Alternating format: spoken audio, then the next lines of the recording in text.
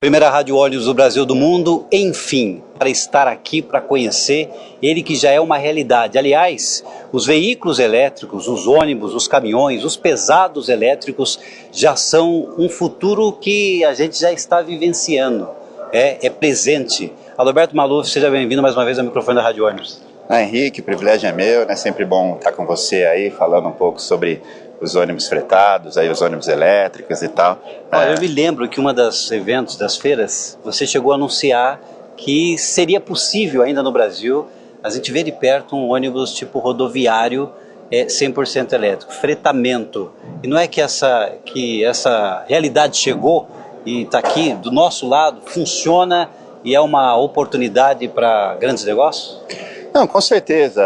O primeiro nicho de mercado onde os ônibus elétricos consolidaram, obviamente, foi o setor urbano, transporte público, na medida que você tem essa pressão para reduzir a poluição, né, os ônibus estão mais próximos da população, então legislações municipais, incentivos de cidades pelo mundo fizeram com que esse nicho fosse o primeiro a ser eletrificado. E a gente já está falando mais de 500 mil ônibus elétricos rodando em operações urbanas no mundo todo. O segundo nicho que faz mais sentido é o setor de fretados, porque você está lidando também com empresas, com o setor privado. As empresas cada vez mais buscam soluções que agregam a qualidade de vida dos seus empregados, né, os seus colaboradores. Se você pensar um ônibus fretado ali, seja pegando os funcionários, trazendo para a empresa ou fazendo transporte de uma sede para outra sede, você ir num ônibus silencioso, quer dizer, nós estamos aqui do lado de um ônibus, ele está ligado. Ele está ligado? Ele está ligado. Tem certeza? Certeza absoluta. E a gente está não só conversando. Aliás, aqui. é o único ônibus ligado nesse espaço fechado. Sim. Aqui a gente está no espaço fechado, todos estão desligados, o nosso está ligado, o ar-condicionado dá para ver até pelo vidro ali que ele está todo cheio de água ali por causa do ar-condicionado.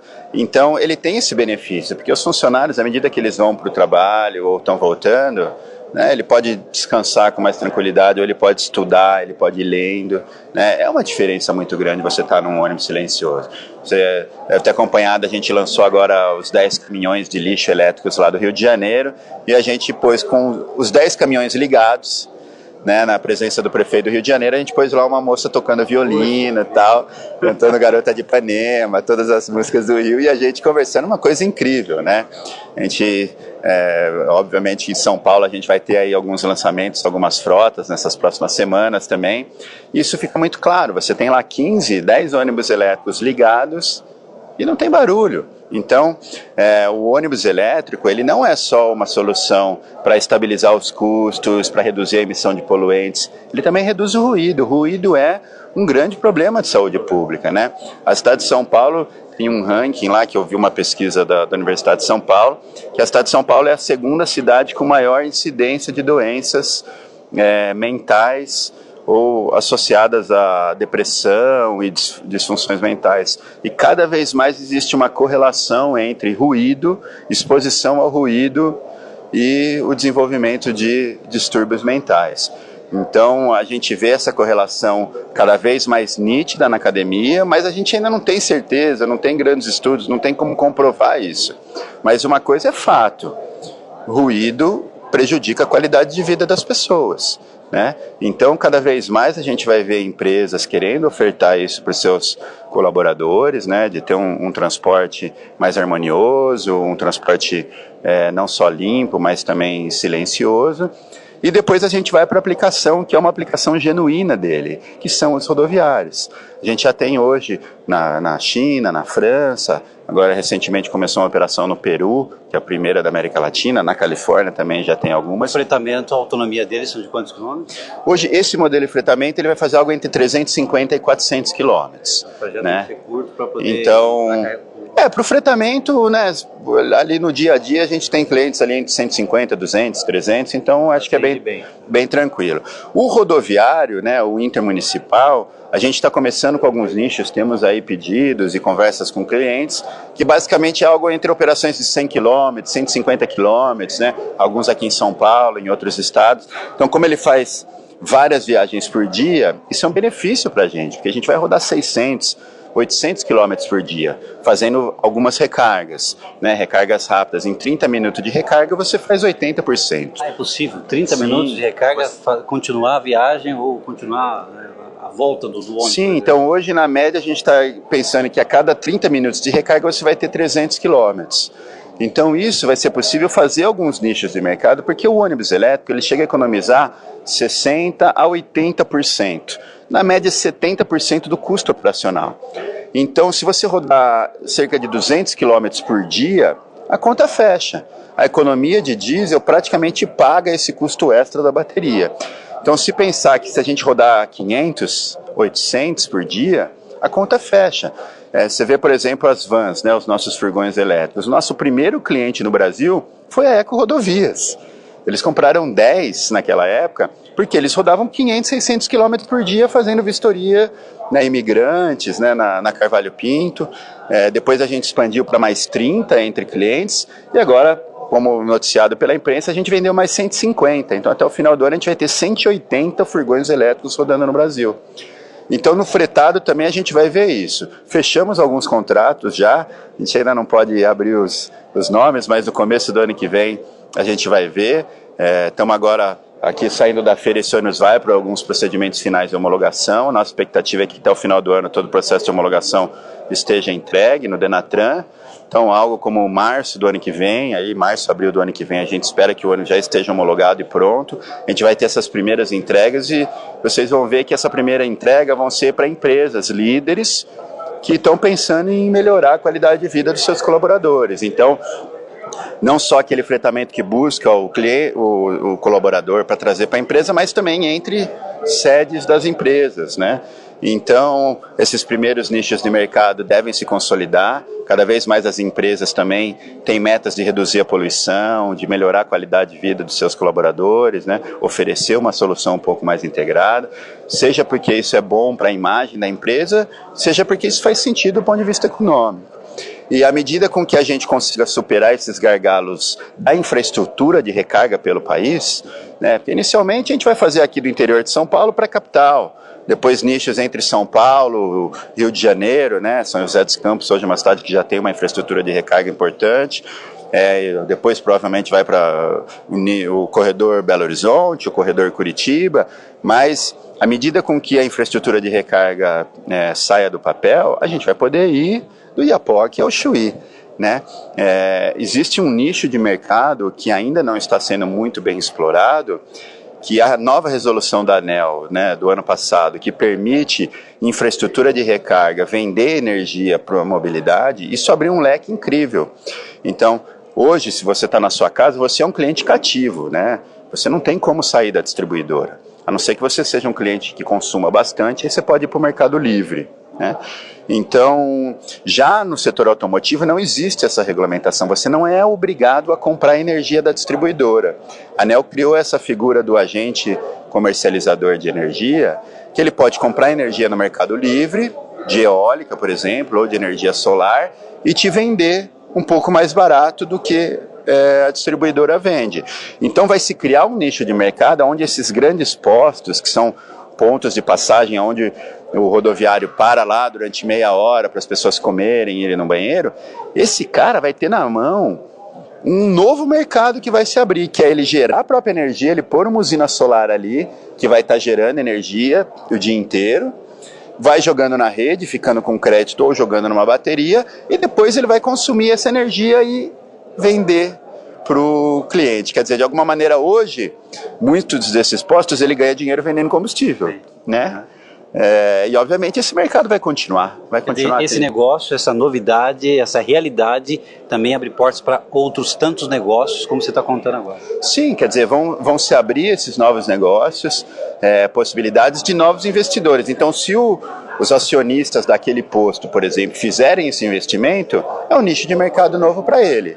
Agora, se eles não fizerem esse investimento, alguém vai fazer, né? Porque existem oportunidades de mercado que são absorvidas. A gente vê hoje a infraestrutura de recarga, por exemplo, da Europa, você vê, ela foi feita muito mais rápido do que se previa, porque virou um negócio, e à medida que você tem negócio, que a conta fecha, mais e mais investidores trazem. E o setor financeiro, ele é muito rápido em perceber oportunidades.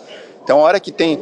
Eu já recebi propostas, eu já encontrei um monte de investidores que querem fazer essa infraestrutura de recarga, seja nas cidades, seja nas estradas, com energia solar, com mercado livre, com energia de eólica, né? Quer dizer, empreendedores têm.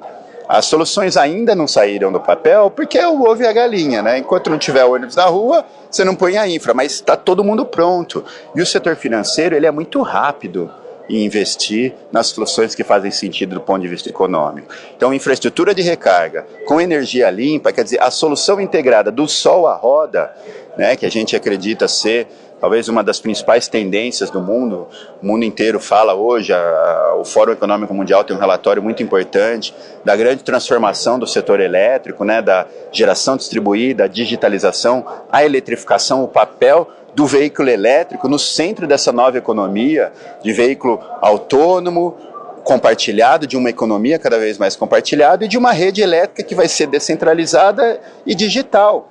Então, quem sair na frente e fizer essa mudança, vai ter um diferencial para o mercado à medida com que ele deslanche. Então, eu acredito muito nessa transformação. O setor automotivo passa pela maior revolução da sua história. Durante mais de 120 anos, o motor a diesel, né, inventado lá pelo Rudolf Diesel, a gente tem lá, ele sempre foi ali, teve seus pequenos avanços, mas ele é o mesmo produto que está aí há mais de 100 anos, chegou no máximo de eficiência 32%, 35%, já o motor elétrico já começa com 92%, 95% de eficiência. Então, não tem como segurar uma revolução tecnológica como essa, na medida que do ponto de vista econômico ele é muito melhor.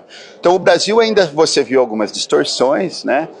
Aqui a gente subsidia o diesel e sobretaxa a energia, né? Essa é a realidade brasileira.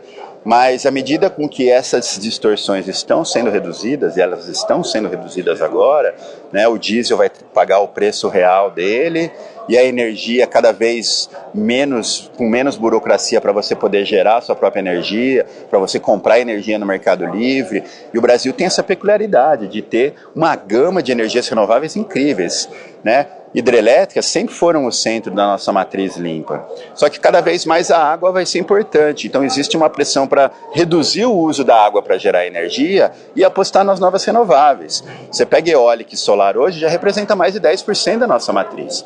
Então o Brasil tem essa vantagem de gerar muita energia à noite, gerar bastante energia de dia. Então você vai ter nichos de aplicação para recarga, seja de dia, seja noturna, com a geração distribuída, que vai permitir com que você tenha um mix de soluções que abrem portas para novas aplicações. Então, certamente existe uma revolução em curso, não só pela eletromobilidade, o veículo autônomo, conectado, né, que a gente sempre fala. As cidades inteligentes, né, que devem acontecer. Sim, para cidades inteligentes e o uso dessa informação, desse Big Data, né, cada vez mais a gente vai ver aplicações de blockchain, então veículo conversando com veículo, carregadores, quer dizer, um ônibus vai estar disposto a pagar 0,001 centavo para o ônibus da frente, para ele colar no ônibus da frente, sem distância, e poder ter menos resistência do ar e economizar. Se você vai economizar 10% do consumo de energia ou de combustível, você não pagaria 0,001? Então, o desenvolvimento do blockchain está fazendo com que essas soluções acabem.